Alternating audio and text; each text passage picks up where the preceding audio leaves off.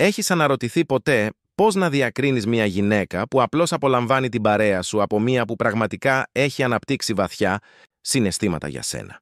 Γιατί μερικές γυναίκες φαίνεται να κάνουν εξαιρετικές θυσίες για ορισμένους άντρες, ενώ με άλλους διατηρούν αυστηρά όρια, ανεξαρτήτως του χρόνου που έχουν γνωριστεί. Δεν πρόκειται για μυστική διαίσθηση, συναισθηματική εξάρτηση ή απλή τύχη. Φαντάσου το εξής: γνωρίζεις δύο άντρες που φαίνονται παρόμοιοι και οι δύο έχουν καλές δουλειές, είναι σωματικά ελκυστικοί, έξυπνοι και διασκεδαστικοί.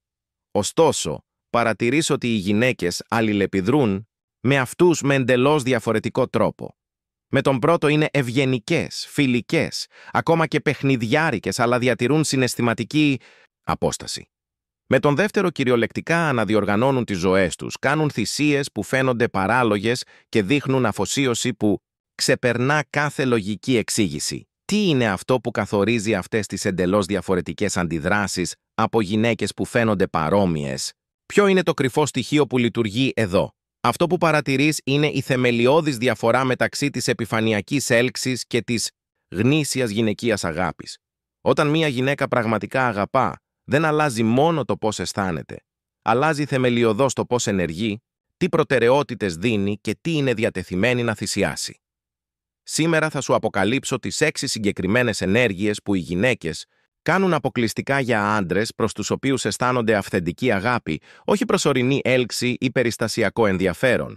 Αυτές οι συμπεριφορές είναι τόσο αξιόπιστοι δείκτες που λειτουργούν ως μια μορφή ανιχνευτή ψεύδους συναισθηματικά, αδύνατο να προσποιηθούν μακροπρόθεσμα, επειδή απαιτούν γνήσιες εσωτερικές μεταμορφώσεις. Αν ποτέ έχεις μπερδευτεί για το πραγματικό επίπεδο των συναισθημάτων μιας γυναίκας προς εσένα, αυτό είναι για σένα. Αν έχεις λάβει χειρονομίες που φαίνονταν σημαντικές αλλά δεν ήξερες πώς να τις ερμηνεύσεις, σίγουρα αυτό είναι για σένα. Δες το πρόβλημα από την εξής οπτική. Οι περισσότεροι από εμάς αξιολογούμε το γυναικείο ενδιαφέρον χρησιμοποιώντας ανδρικά κριτήρια, άμεσα, λογικά, ρητά. Υποθέτουμε ότι αν μία γυναίκα μας αγαπά, απλώς θα μας το πει ξεκάθαρα. Είναι σαν να προσπαθείς να μετρήσεις τη θερμοκρασία με έναν χάρακα. Χρησιμοποιείς το εντελώς λάθος εργαλείο για να ανιχνεύσεις αυτό που προσπαθείς να βρεις. Είναι σαν εκείνον το φίλο που πάντα λέει «Αν της αρέσω, γιατί δεν μου το λέει άμεσα», χωρίς να καταλαβαίνει ότι η γυναικεία αγάπη εκφράζεται κυρίως μέσω πράξεων, θυσιών και αναδιοργάνωσης προτεραιοτήτων, όχι μέσω άμεσων, λεκτικών δηλώσεων, όπως στις ρομαντικές ταινίες.